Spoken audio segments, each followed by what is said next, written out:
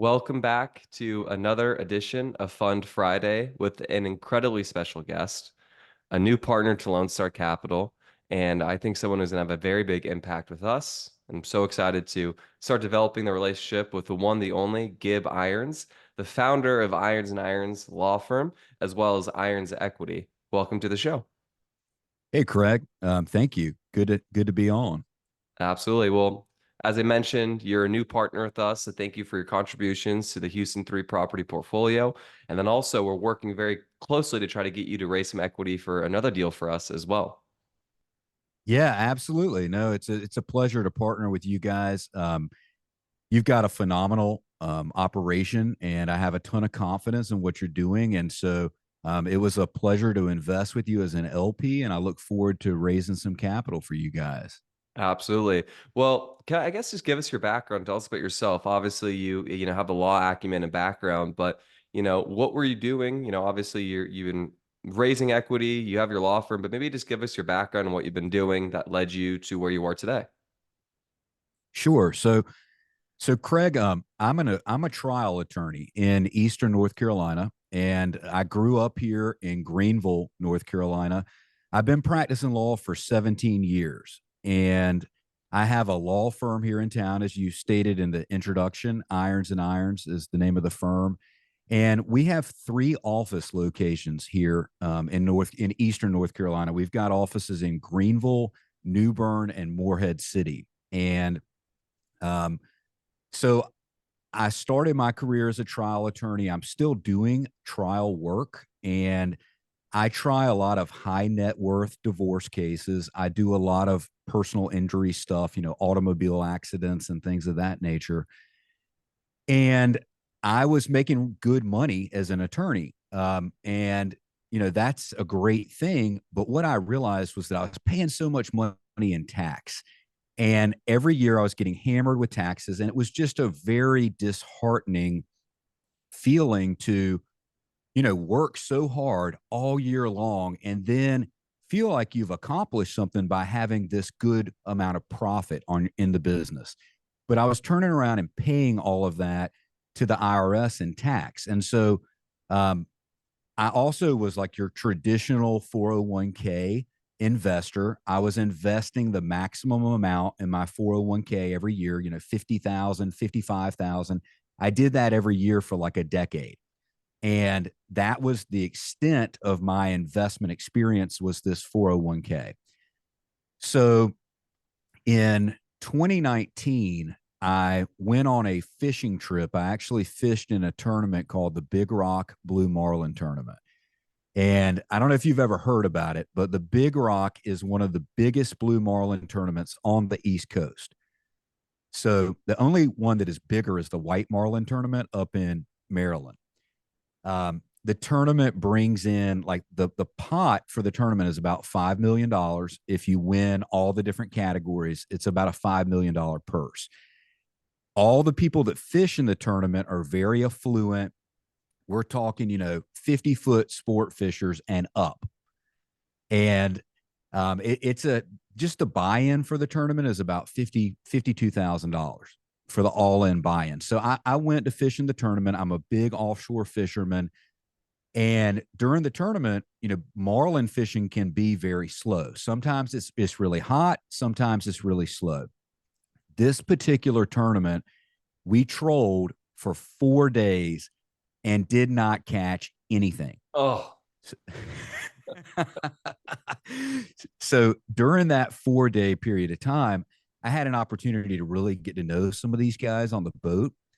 And one of the guys was a guy that had owned a commercial fishing company. He did a lot of shrimping and he owned like a fish house. And um, he was a blue collar guy without a whole lot of education, but somebody that I looked up to because the guy had made a lot of money for himself without any formal education. And he and I started talking about real estate. And that's where the whole concept of being a real estate investor was born during that tournament. He shared with me that he owned about 200 properties. He had bought all of those properties with like 10 to 15% down. And he had then turned around and done the Burr method and gotten all of his capital back out of it. And he owned 200 units. And he told me, he said, Gib, let's just do some basic math. If I get $1,000 per month per unit and all the units are paid off, that's $200,000 of income per A month. month. Yeah. Yeah. Yeah. And so, That's $2.4 um, million dollars a year, and that's likely tax free too, considering the tax code and how it works if with depreciation and such, right? exactly. And he kind of segued into the depreciation talk with me as well. So he was like, yeah, this is an excellent way to build long term generational wealth, and it's an excellent way to reduce your tax burden. And so I got off that boat at the end of the fishing tournament as a different person.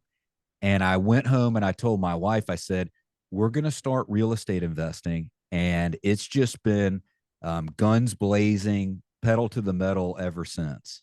That's awesome. So you basically paid $52,000 to what you thought to enter a fishing tournament, but what you actually ended up getting was a mindset switch, a networking kind of masterclass, and a paradigm shift, and effectively, a kind of calibration of how you wanted to deploy your money and your thoughts. Is that correct? After kind of that, $52,000 was deployed, not for the fishing, but for the education. Yeah, that's exactly right. I mean, um, we basically pulled lines through the water for 4 days with a slick glass. And we had some really good weather, actually. The ocean was slick glass calm on some of the days that we fished. And we had nothing to do but to talk. And so that real estate conversation that we had totally motivated me to where I was like, I've got to do this. There's people that think about doing things, and then there are people that actually do things. And this guy was an action taker. And for a lot of my life, I had sat on the sidelines thinking, I don't know enough about real estate to really do this. I have a bunch of reservations. Like, I could lose money. But this guy just went for it, and he had accumulated all these properties. And he told me, he said, Gib, if I can do it, you can do it too. And so it was a paradigm shift, an eye-opening experience, and something that really changed the trajectory of my life over the past 5 years. I've been totally immersed in the real estate market, following what's going on, and I've switched to a bunch of different types of real estate. There's so many different ways to make money with real estate, and what I find is that whatever you start with is probably not where you're going to end up. A lot of people make that natural progression, from one type of real estate investment to another. Absolutely. Well, let's get into that. What was your first real estate investment? And would you say that that conversation and that boat trip, that fishing trip was your gateway into real estate? Yeah, I definitely would. Craig, when I first started my legal career as an attorney, I practiced with a real estate firm. And I chose that job very carefully because I was interested in real estate, but I was doing a lot of residential home closings. And so I wasn't seeing, how profitable real estate investing could be. And I certainly wasn't seeing the tax benefits of it. I was just doing a bunch of real estate closings. But yes, that fishing trip really changed things for me, and piqued my interest, and I've been all in ever since. But what I started out with, Craig, in 2019, the fishing tournament is always in June. And beginning in August of 2019, I started buying single family properties, and I acquired 14 properties in a period of 14 months. Wow. So I was on a rapid, aggressive buying streak. I purchased the properties. I attended the closings. I got all the financing, and then I remodeled all of the units. So I brought in a construction crew. We tore out, the cabinets. We did stainless steel appliances, granite countertops, new flooring. I mean, I was putting, like, on average about $25,000 into the renovation, which was a pretty high capex spend when I was buying the units for like Well, $75,000. let's make no mistake as well. That was 2019, and what happened in 2020? COVID. And we had a frenzy, a pause in the market, and then obviously the frenzy rates got incredibly low. So follow-up questions to that is, do you still own these units? And what does that look like? Do you still have all 14? And if you do, I imagine you have sub 3% interest rates on every single deal that you have, which is incredible. Yes. So I still own all 14 of the units, and they're all tenant occupied, 100% tenant occupied, no vacancy.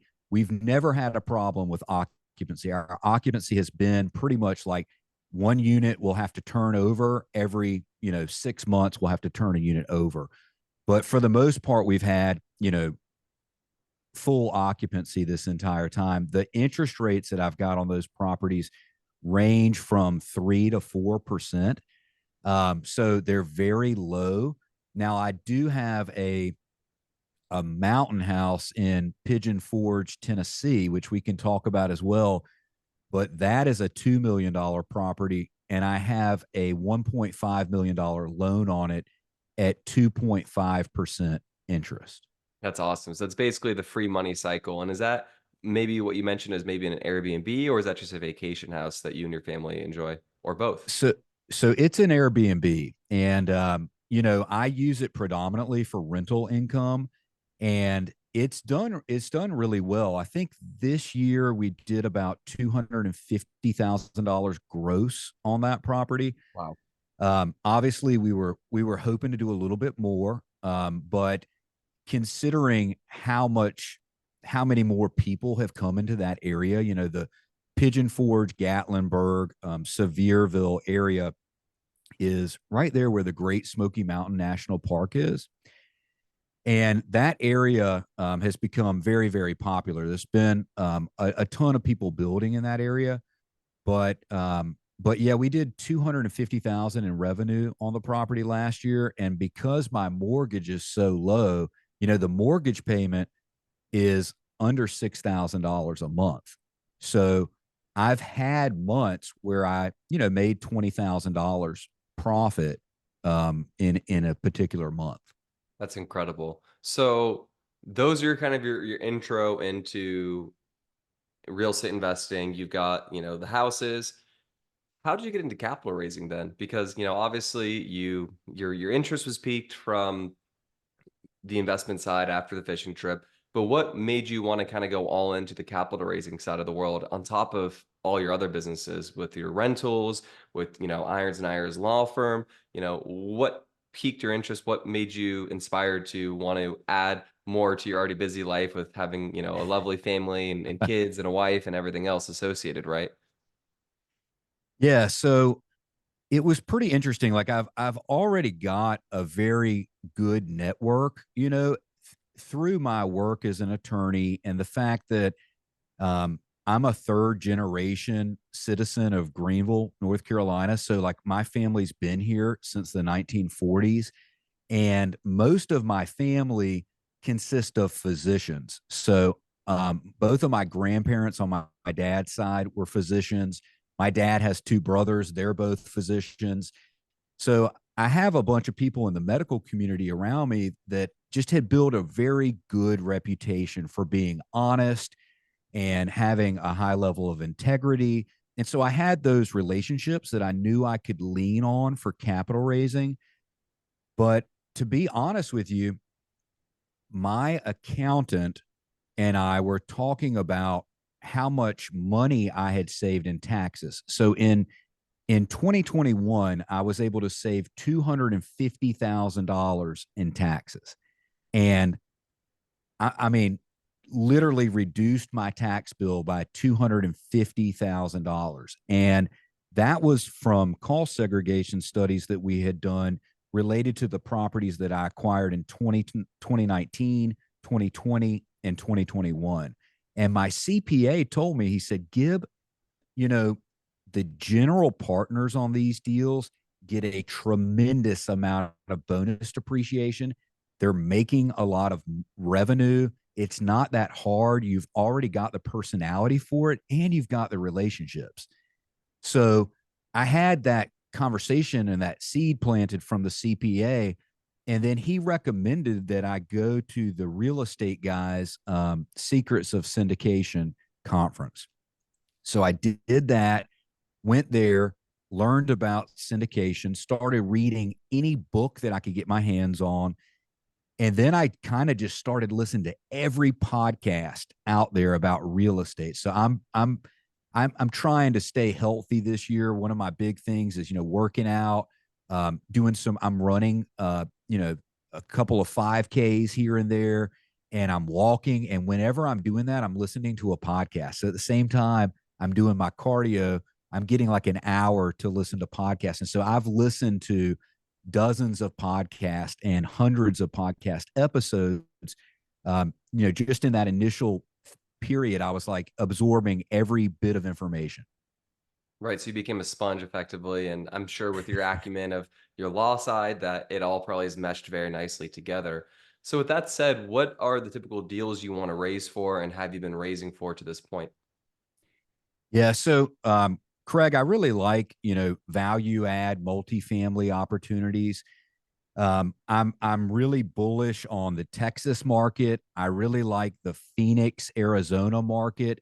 I like Northwest Arkansas. Gosh, I've got a deal in Northwest Arkansas that is phenomenal. And, you know, I had not heard the best things about certain parts of Arkansas, but Northwest Arkansas is beautiful. Anyway, the area around Bentonville and Rogers and where Walmart originated. Hmm. Um, so so I love your traditional value add opportunities, and I love build to rent. Right now, I'm currently in an active raise on a build to rent community in the Phoenix area. And what we're doing is we're doing a 10-year fund, and the fund is going to build somewhere in the ballpark of like 15 to 20 townhouse communities in Phoenix over the next decade. That's awesome. So what are some of the kind of the metrics that you look for when making a real estate investment or to raise equity for a deal? Because obviously you're on both sides of it. You're a big investor. You're looking to, lower your taxable income, and obviously the real estate vehicle is a great way to do that. And then also when you raise, what are some of the items that you're looking for? What are the metrics, or is it really just kind of the plan, the profile? How do you analyze risk and deals when you're looking to, work on a project and invest in a project? Yeah. So, I'm a very analytical guy, but I'm not a very big math guy. It's funny because I got my worst grade in college in math. And, so I'm not a math guy, but when it comes to money, I get a lot sharper. I can do some impressive math when it comes to money. And so, really though, I am a relationship person, and more than anything else, I don't care what your projections are. I mean, I do care about your projections and your rate of returns, but much more important than that, I care about the relationships. And so I look to partner with operators that have a really good, well-established track record.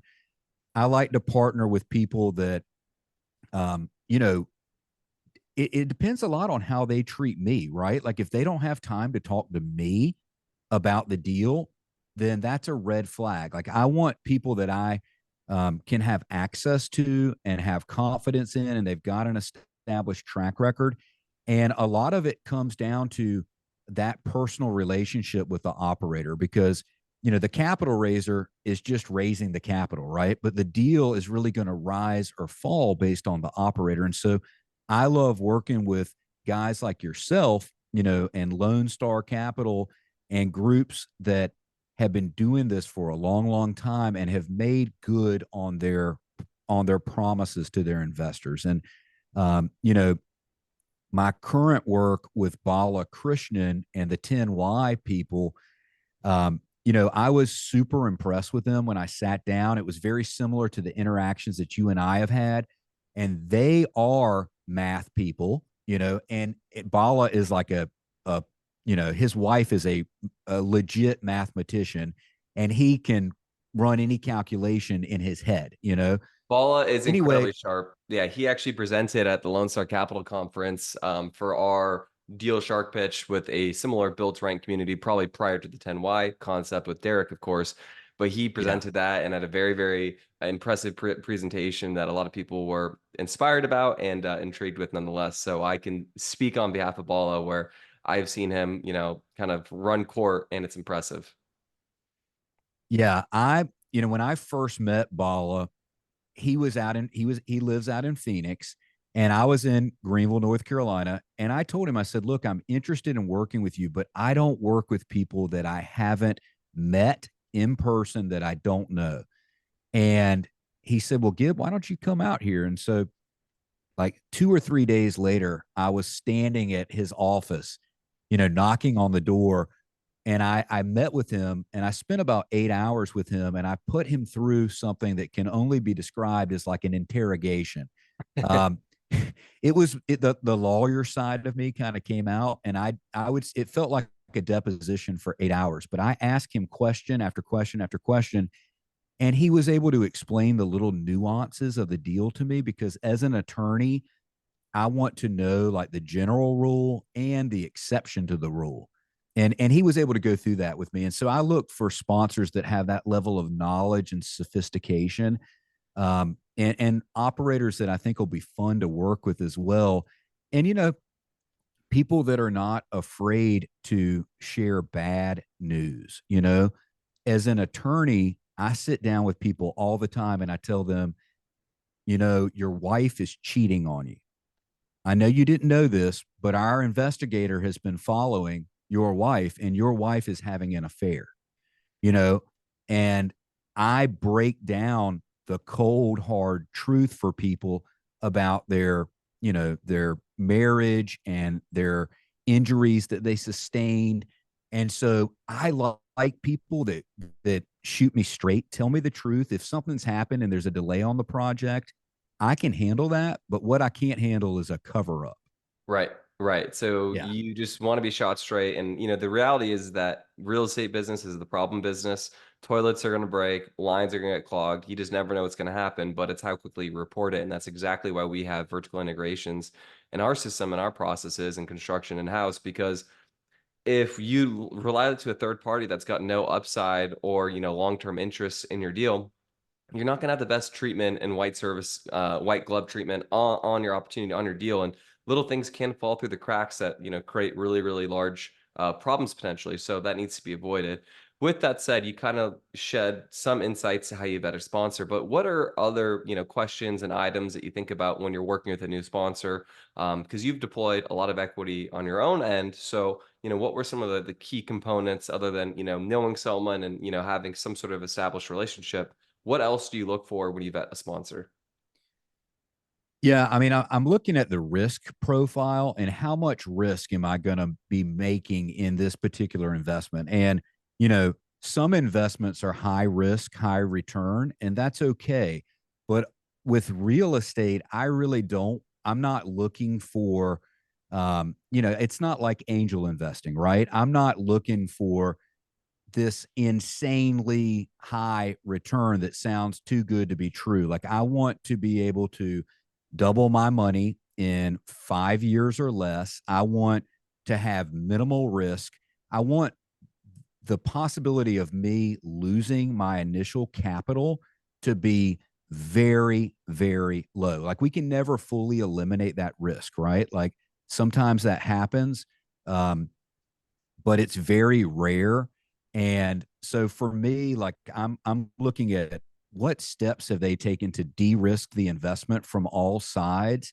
What kind of returns are we expecting? Is it more of a cash flow play or an equity multiplication play? And so I really am looking for like a business plan that seems like it has been well thought through and can be executed upon. And, there is no like specific benchmark for the returns that I'm looking for.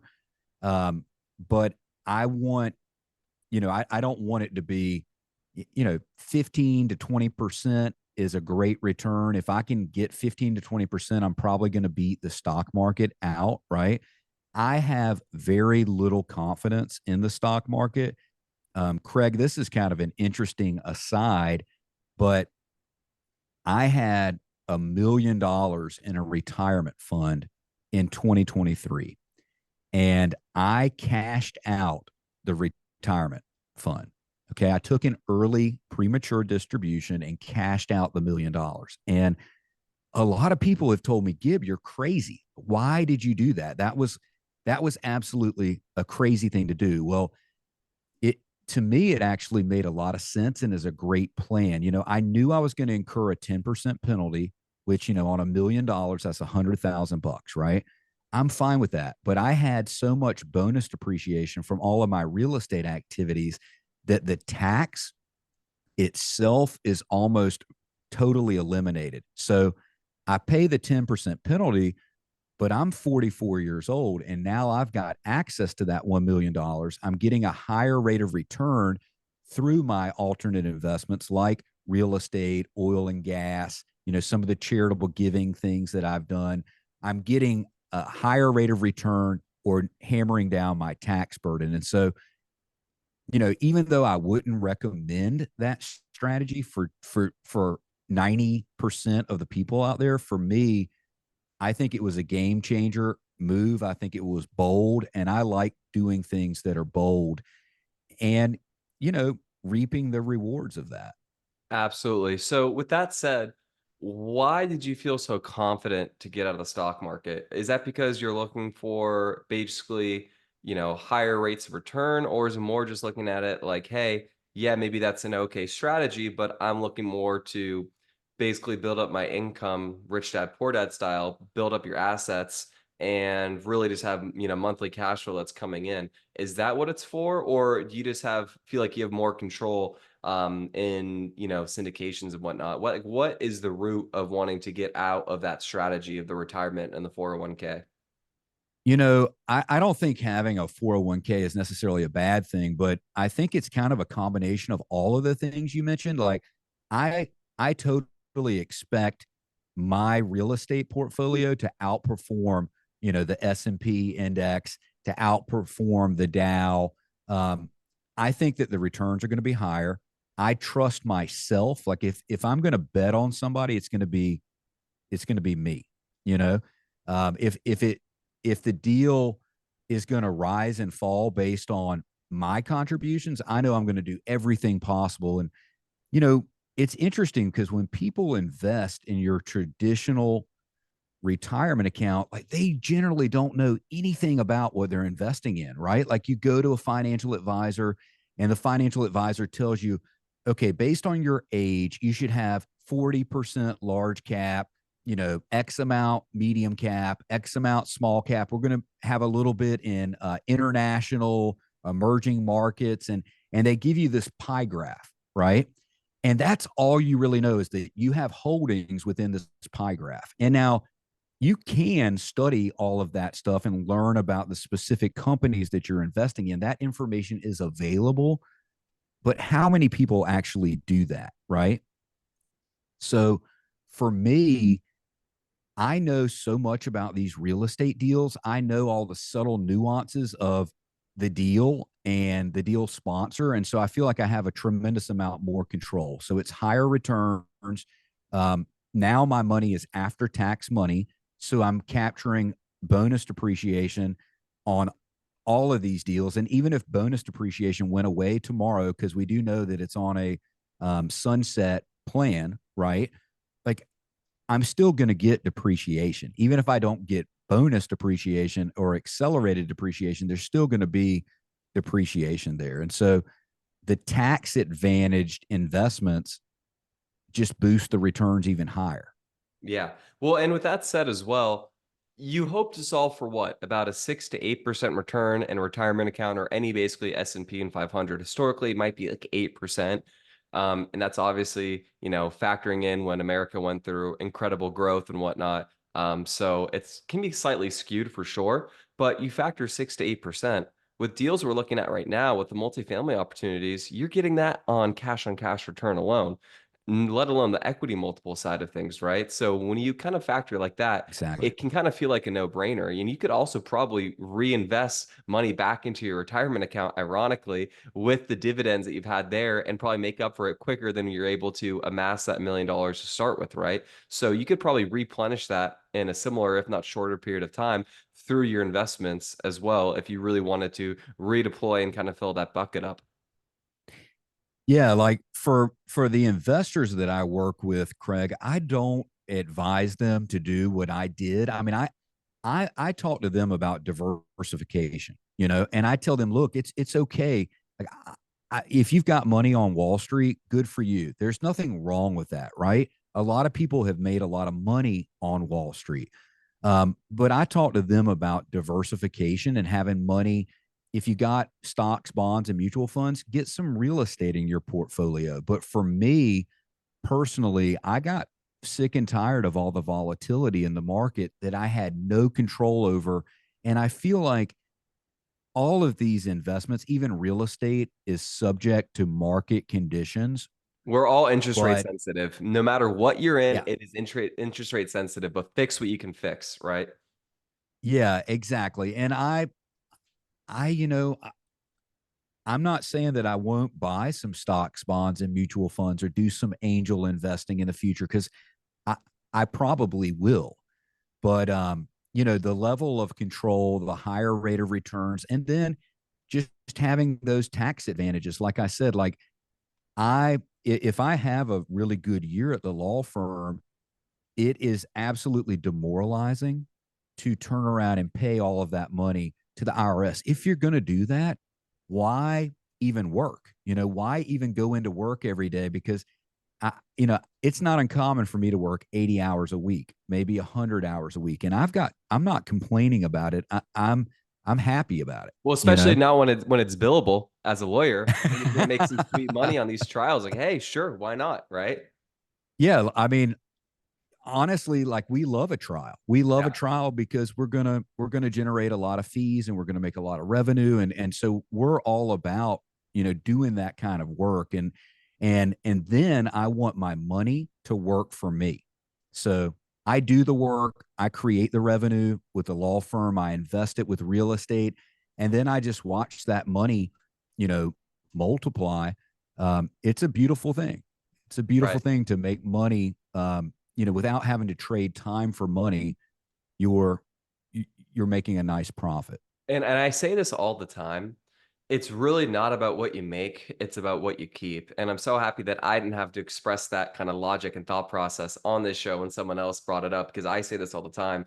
And it's really interesting because I have a ton of friends who, being from the Bay Area, being a little bit younger, I'm 29, all my friends kind of went the tech sales route. And let's say if you make $300,000 in tech sales or $300,000 in real estate, well, the person who makes $300,000 in real estate, it's actually like someone in tech sales making 500K or $600,000 because your commissions are taxed at roughly 50%, depending upon where you're at, and there's no deductions. But if you're in real estate and you make $300,000, well, last year I bought a car and it was under 6,000 pounds, unfortunately, but I got $30,000 of a write off right there. So that's 10% of my income I could just write off from that one factor alone. And then, not to mention, every single time I go to dinner, typically speaking, I'm talking about real estate. So it counts as what? It counts as a deduction. So you can deduct so much of your lifestyle and items in there that you can't do if you're a W 2 employee as a real estate professional, let alone if you become a real estate professional, you get bonus depreciation, which, as you mentioned, is being phased out. That is unfortunate, but I'm a big believer that the government tax code is very interesting. One loophole closes for another one to be opened. So there'll just be another situation that will come up if the next administration comes in, if the Biden administration does not get reelected in 2024, if maybe a different Democratic elect comes in, whatever may be happening, or if a conservative comes in, if somehow Trump gets reelected, these are not out of the realms of possibilities. Bonus depreciation or some sort of other enhanced deduction program or scheduling could be introduced, which could be very beneficial for real estate investors, right? So with that said, transitioning, what are some of the metrics that get you excited or nervous for a deal when you do make investments? Because you've deployed a very handsome amount of money in your deals, and now as a capital partner and fund manager, what are some aspects on both sides that get you excited or nervous? Yeah, I mean, I think, you know, the market that the deal is in is a thing that gets me either excited or nervous, like the market is so critical to the performance of the deal. And so especially when you're calculating things like rent growth and you're hoping for rent growth during the whole period, there are certain markets that I mentioned earlier that I'm very bullish on. And then there's certain markets that I'm just not interested in. Like, nothing against the people that are doing deals in those markets, but I personally don't want to be involved in it. And I'll tell you this, Craig, in Greenville, right now, the properties that I bought back in 2019 and 2020, I bought them for about 75 to $100,000. Those properties are all worth easily 175,000 now. So they've experienced, like $100,000 increase in value. But if you went out and bought those same properties today for 175, it would not pencil because of the high interest rates, because rent growth hasn't quite caught up with those high purchase prices. You could buy it for 175, but you're not going to be able to get enough rent to really offset your cost. And so I do not invest anymore in Greenville, North Carolina. Nothing against it. I love this community. I you know, I support, the local institutions here and absolutely love being here, but I'm not going to invest my dollars here. So I think market is a really, really big fundamental that, the Phoenix market is on fire right now. Phoenix is largest, um, large, the largest big city, the fastest growing large city in the United States, right? For 5 years in a row. And so the Phoenix market is just so unbelievable with job growth, rent growth. All the metrics are so good that if at some point those metrics invert, we will see that and we will be able to pivot. But until that inversion occurs, which is going to take some time for that to occur, it's not just going to happen overnight, most likely. I feel very safe in that market. So I don't invest where I live anymore, even though I did that in the past. I learned to invest in the very best markets. And, if you're not in a good market, I don't care how good you do from an operations standpoint. It's not, the deal. There's a ton of risk in being in a market that doesn't have good economic drivers. Right. Well, and it's so interesting you mentioned your situation in Greenville because likewise, that is going throughout many places in the market right now.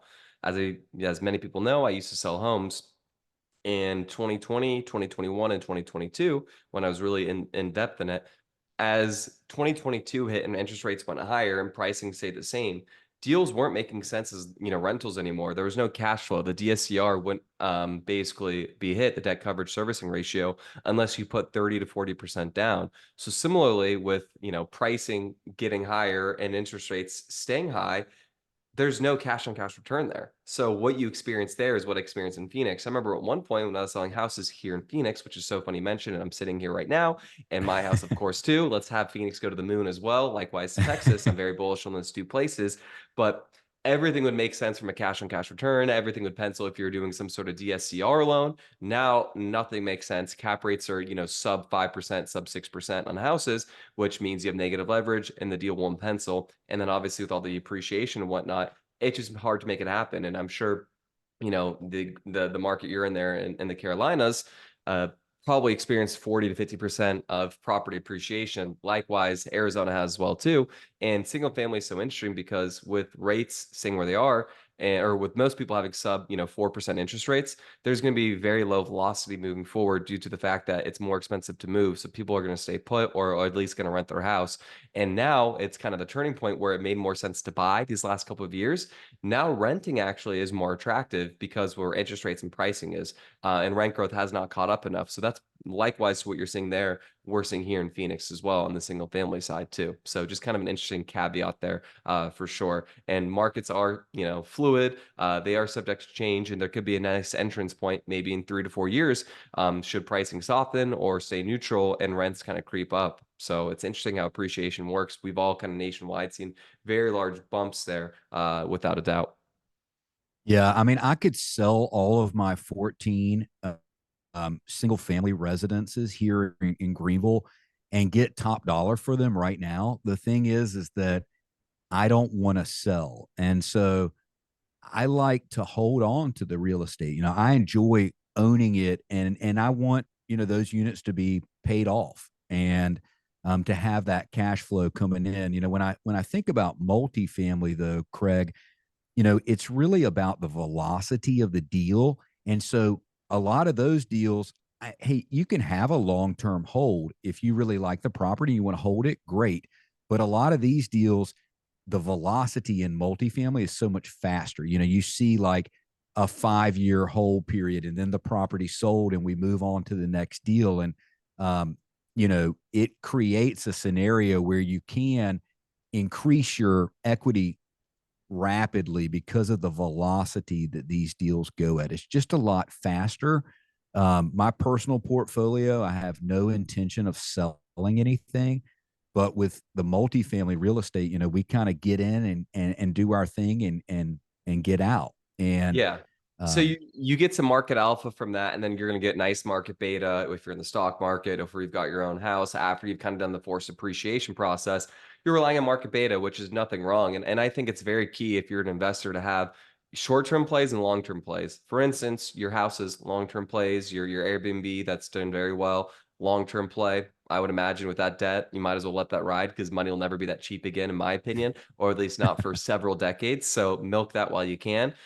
Similarly, the way I look at it is obviously I have a ton of exposure to Lone Star Capital and Texas multifamily, which that's where I want to be. I want to have a bulk of it to be there. But also similarly, I have my house here, which I will turn into a rental, and hopefully in the next couple of years buy another house, make that, you know, a rental, so on and so forth, and just never sell these houses. You know, the reality is that inherently your risk is associated with your debt term, and there's no debt term quite like residential real estate where you can get a 30-year note on it, fixed rate. You know, over time, the borrower is very much so benefited on long-term debt just due to inflation and whatnot occurring. So definitely something I want to take advantage of as well and kind of match a portfolio like that. With that said, what does your portfolio look like? Because you said you mentioned some really interesting things. You have it in oil and gas. And also, I would love for you to hit on the charitable giving side as well and what that advantage meant to you, and maybe share some knowledge for some folks who may have some tax issues that could be beneficial if you don't mind sharing. yeah, so with the oil and gas investments that I've done, one of the cool things about oil and gas is that the intangible drilling cost, you know, can be depreciated. And so with oil and gas, if you invest $100,000, you might get a K1 loss in that first year of, you know, 70 to 85%, right, of your investment. So I invested with a group called King Operating Partners, and they're based out of Texas. They've got an office kind of over, it's in the Dallas, Arlington area. But I invested with King, and I had that big K1 loss in the first year due to the intangible drilling cost. Um, I also have done a charitable giving strategy thing called Novaderm. And Novaderm is fascinating because what they do is they create an ointment that is used by burn victims and children at that. So we're talking about children with really bad, you know, third degree burns. Okay. Um, you know, I mean, just catastrophic, you know, stuff that's happened. And what Novaderm does is they raise money in a fund, and they then create this ointment that treats, you know, is used to treat the burns. And basically the ointment is derived from collagen, which comes from a special kind of cow. So they take that bovine collagen, they create the ointment, and then they donate it to like a children's hospital, like St. Jude, for example, or, you know, you name it, whatever kind of children, whatever children's hospital they want to donate it to. And so you're doing something really good for the world because these children cannot afford this ointment without it being given to them. So we are manufacturing the ointment, donating it to the children's hospital, and the children are getting the benefit of this very, very expensive medicine that they otherwise could not get. And the way it works for the investor is there's no return on an investment, right? It is a charitable giving strategy. It is not, there is no return. Um, it is a charitable contribution. It is not depreciation. Okay. But the way it works is you can reduce your adjusted gross income by up to 50%. So, like, for example, I donated $200,000 to Novaderm in 2023. And that will enable me when they donate the ointment, the children's hospital will give us a valuation on the medicine, and it's generally 4 to 5x whatever the investment was. So for like my $200,000 charitable contribution, I will be able to reduce my adjusted gross income by about $1 million. And if I can't use all of it in one particular year because I don't have, because of the 50% cap on how much you can adjust your AGI, then it carries over to the next year and then the next year after that. So it's really doing something good for the world and helping kids. And at the same time, capturing a massive tax benefit. You know, Craig, I'm sure you're probably doing the math in your head, and you're probably better at math than I am. But if you're at a 37% tax bracket and you can reduce your AGI by $1 million, that's $370,000 in tax that you would have paid, but for that charitable contribution. So I donated 200,000 and saved 370,000 in tax, and that's a ballpark estimate, but That's you get awesome. the yeah, you Yeah. get the So drift. so that oil and gas and some multifamily is the way to pay nothing in taxes, it seems. And from at least the 2023 letter of, the IRS and how, your taxes work. Is that correct? It is, and it's the legal way to do it. It is not a loophole. I love, Tom Wheelwright and my personal CPA, Mike Pine. They talk about it's not a loophole, right? It is an incentive that the government is giving you. They are incentivizing you to do this. The government wants you to invest in fossil fuels. The government wants you to give Housing. Yeah. make charitable contributions, build affordable housing. These are things that if you want to be a true patriot, you know, this is what your country wants you to do. And so Yeah. it's a patriotic thing. It's not a loophole where we're trying to skirt our, you know, uh, civic duty to the government. It's just not that at all. It's actually we're giving back so much that they are acknowledging that Yeah. and giving us that benefit. I always say this, the government does not care if you, provide energy or housing, but they certainly incentivize you to do so. So, you can read that for what it is, right? With regards to the incentives regarding investing in oil and gas, with it typically speaking be, one to one without any special, circumstance right there. And then it's naturally with real estate, you get accelerated depreciation if you do cost segregation studies. As we've mentioned, unfortunately, it's sunsetting. So 2024 it'll be 60% and it will go down another 20% next year as well, I believe to 40%. And then I'm not sure what that will be there. But as I said, if a new administration comes in, not getting political, but that could theoretically add or change or enhance potential incentives for real estate investing. With that said, what asset classes do you think will do best coming up? We've got likely a looming recession here coming. What are you most bullish on in these next couple of years, maybe the next 3 to 5 years?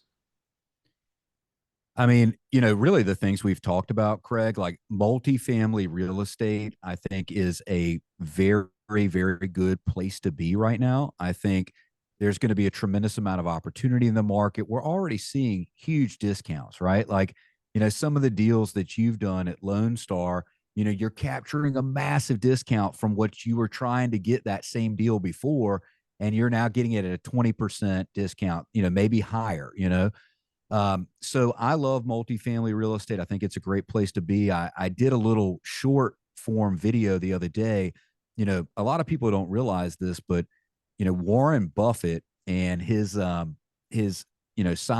Charlie Munger, they have invested over $40 billion in fossil fuels since March of 2022. When I see that kind of money moving around, I pay close attention. And so 40 billion with a B. A lot of zeros. So yes, yes. I like oil and gas right now. I think if Warren Buffett is expecting the prices to rise dramatically over the next decade, then I'm interested. And so those are my two asset classes.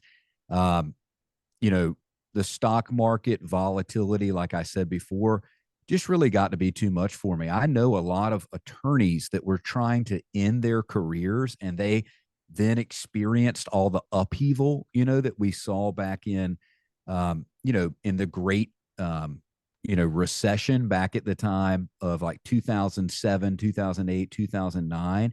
And a lot of those attorneys had to come back to work. They had planned their whole life and put all their money in the stock market, and they were ready to retire. And then their retirement accounts dropped by 25, 30%, and they had to come back to work. And that's really sad when you see somebody that's had an amazing career that then decides to step away from it because they've done it for their entire lives and they've earned the opportunity to step away, and now they have to come back because of market fluctuation like that. I just I really felt for those people, and I hope that I can protect against that by choosing these other recession resistant asset classes.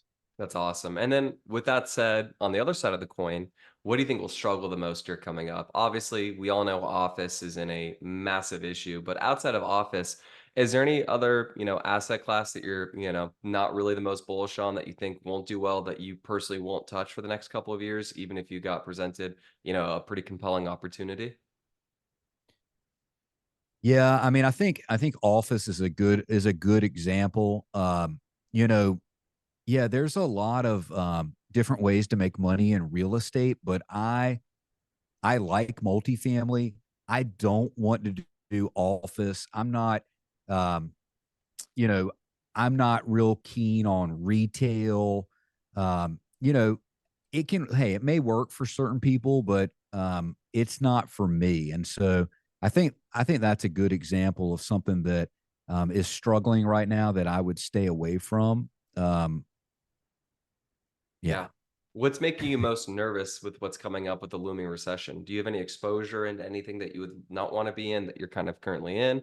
Is there anything making you nervous? You seem like you've got a very good grip and a very clear path and plan with regards to what you want to do. But does anything kind of make you sweat a bit or just generally concern you? Yeah, I mean, I've got some properties that I own that have balloon payments at some point in the future, and that is a little bit concerning. Especially with interest rates doing what they are right now. One thing that I always try to remember is that you know interest rates may very well decrease at some point soon here. They may, it seems like the Fed is kind of given mixed messages, but there's been some sort of a discussion of maybe lowering rates and having rate decreases throughout 2024. And yeah, like you signaled, we're crossing our fingers and hoping for that. But those balloon payments make me a little bit nervous. You know, I do think that I have gone on an acquisition mode for so long that I'm still really bullish on buying, but I don't want to be over leveraged right now. And so I am really making sure that my deals are not over leveraged. I feel like that is a very risky place to be right now because we are hearing that the Fed is opining that they may reduce rates, but who knows, right? None of us have a crystal ball. None of us would have predicted these unprecedented rate hikes like we've experienced. And of course, with the bridge debt that we saw, I've seen a lot of people in trouble. I mean, there have been a lot of foreclosures, as you're well aware of, like all those Houston properties that went under, you know, due to a multitude of reasons.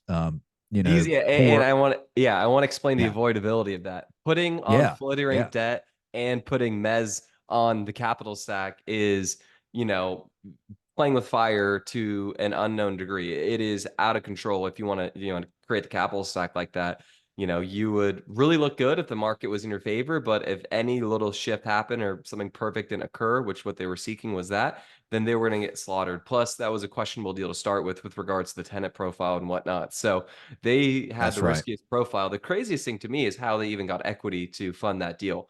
That was actually what people aren't talking about. People aren't talking about that enough, is how one could look at that deal thinking that was a reasonable solution from a risk perspective. That is crazy to me. And I want to stress this to everyone.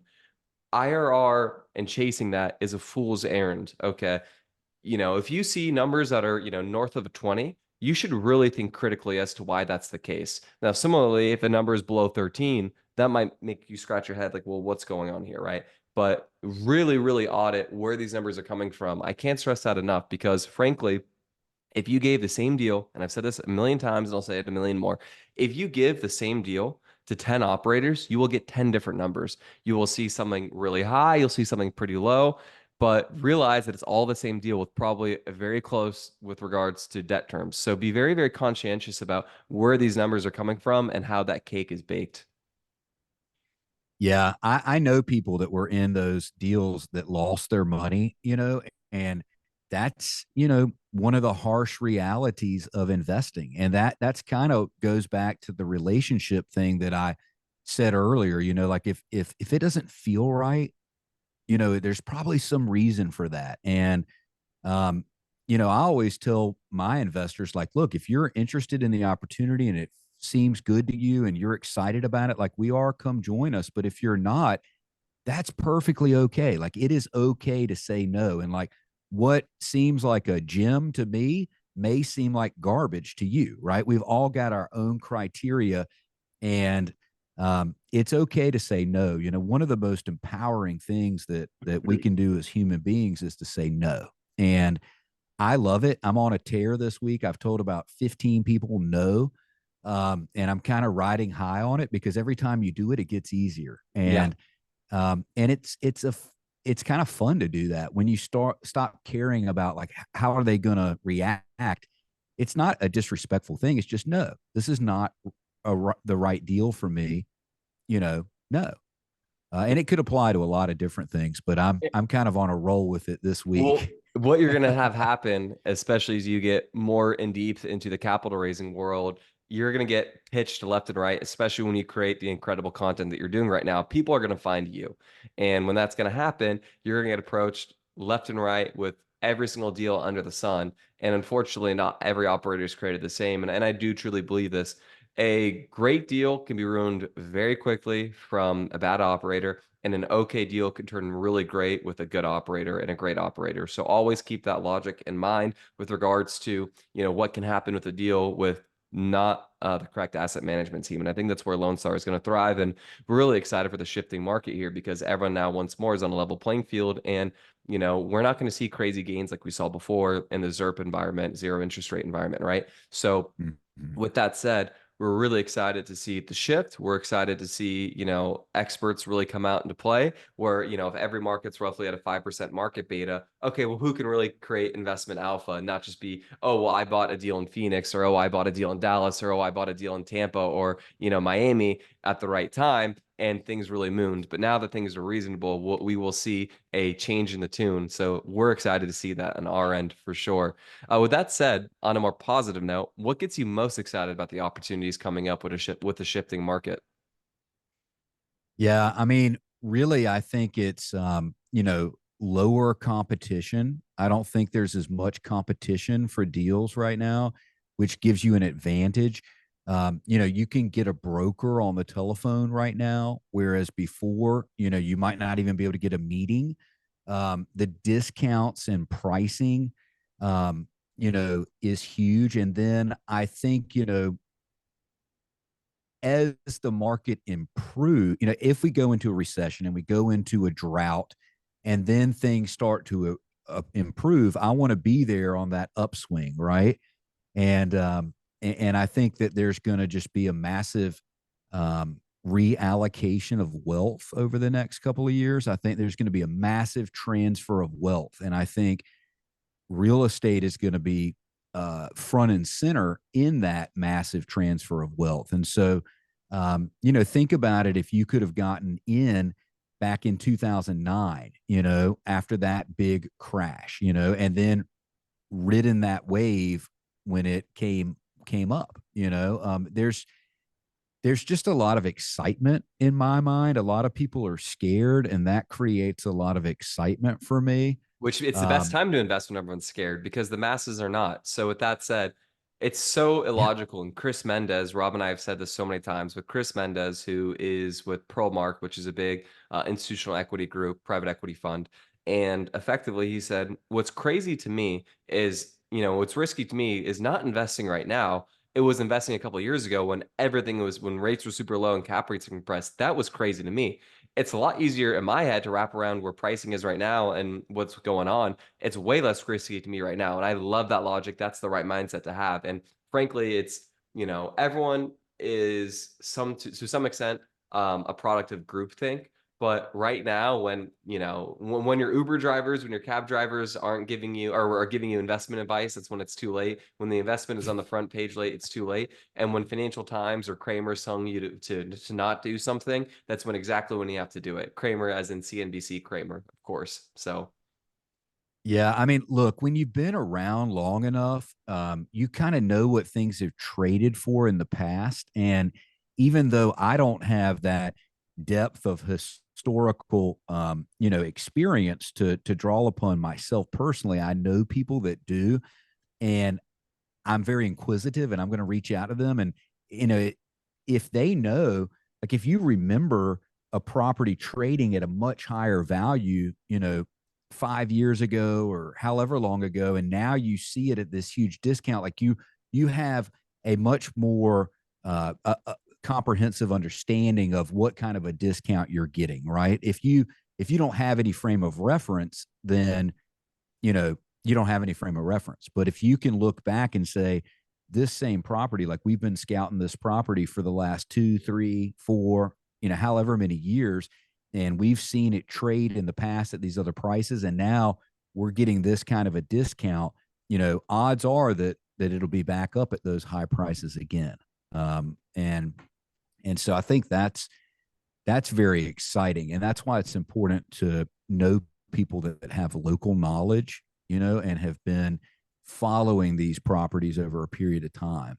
I think it's great absolutely. to rely on that experience. Yeah, and it's so funny, at Lone Star to piggyback off that, not to make this a shameless plug and ad, but we actually do bid ask spreading webinars where we show historical data a couple quarters ago, where that looks like for the analytical nerds and people who really want to track it and kind of get off to things like that.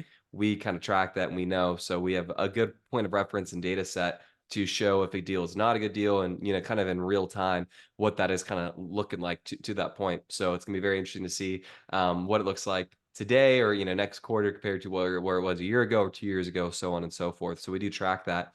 And we do care about that a lot, obviously, because you want to be a local expert and have really deep knowledge in a couple of places, and that's what we like there. And if you're a capital raiser like yourself, you want to work with folks who are the experts in a couple of places, not super wide, because it doesn't make sense otherwise, right? Finally, Yeah.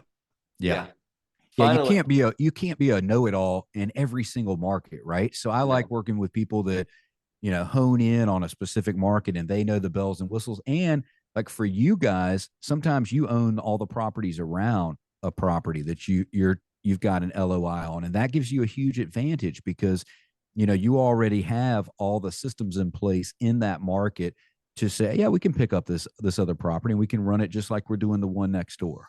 yeah, well, with that said, we may or may not have something in Houston, in the Northwest pocket, where we have 1,000 units around it. So we feel very comfortable with our assumptions and insurance costs and whatnot. That if you were just a one-off syndicator, kind of get into a market, you're not going to get the benefits of economies of scale, discounted insurance rates, so on and so forth via a master policy. So those are very important kind of metrics and items to think about as you make an investment with a certain sponsor. That said, this is the question I like to ask everyone to end. Are you familiar with what a hot take is? No, I don't think I've ever A heard that hot take before. is something that is a little bit maybe aggressive, contrarian, but something that you believe passionate about. So it's your hot take. It could be something that's like, whoa, it catches you off guard, right? So a real estate hot take. So with that said, do you have any real estate opinions or hot takes that, you believe really, wholeheartedly and truly to your core that maybe others might not think about? Wow, that's a good one. I mean, um, as far as it being like edgy and controversial, I don't know. I don't know that I do. But I always think that you look at one takeaway or one guiding principle that I have is like I always look at the operator first and the deal metric second. I don't care about all of your projected rates of return or your IRR, or your annualized returns, or your bonus depreciation, like until I know about the operator. And I think that is a little bit like controversial in that, like, I really don't care about your deal and how good your deal may sound if I don't have confidence in you.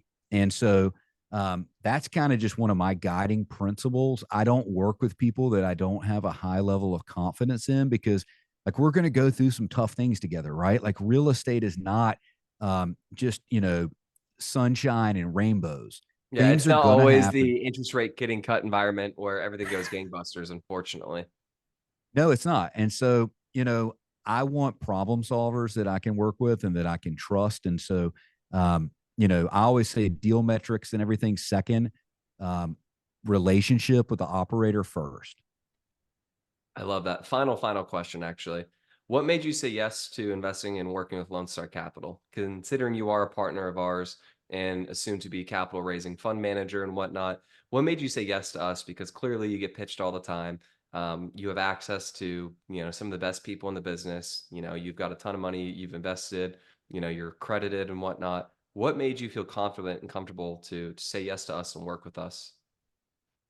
Well, I mean, it goes back to that problem solving issue, you and I had conversations about problems that I was trying to work myself through prior to the end of the year. We talked about that. You were accommodating. You were like, look, let's really think about what we can do to address your specific problem, not to sell me a product, right? You weren't just trying to get me to buy, you were trying to help me and trying to fix a problem that I already had. And so, the buying decision was on me to say, hey, these guys are going to be able to help me fix a problem. And yeah, I think you guys are crushing it. I think you've got a really good infrastructure, the vertical integration that we talked about before. I think you're experts in your market. I didn't just blindly invest with you. I ask around from people that had already invested with you.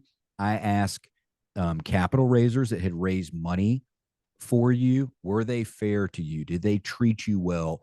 Did they answer your questions, and did they address your problems? And I got a lot of good feedback. And so, I'm never going to just blindly, like, is even as impressive as you guys are, and you're like me, we wear our fancy suits and everything and our pocket squares and our, Right.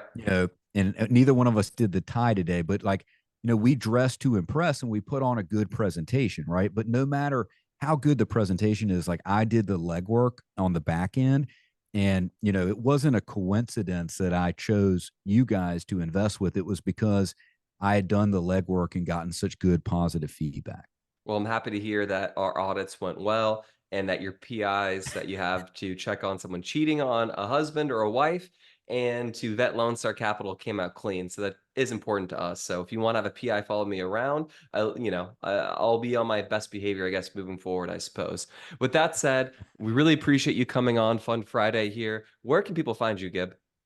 Yeah. So, Craig, they can go to my website, which is ironsequity.com. And that's the best way to reach out to me. I'd love to talk to anybody that is interested in maybe investing in one of the projects that we've got going on, or just kind of building a relationship for, in this space. So it's ironsequity.com, and they can book a call with me right there. Cool. And also, I just want to give a shout out as well. Gib has an incredible Instagram presence with regards to short form content, very well produced videos. I mean, obviously, look how great his studio looks right now. He's shaming me. Don't worry, this white backdrop will have something going on here. I'm going to stay at my house a little bit longer than I think, which means I'm going to redeploy some equity into my home studio as well. So I'm not going to be showing up quite as much next time we get on mic together. But with that said, thank you so much for coming on. You know where to find him. Thank you so much for listening to Fun Friday, and we'll see you next week.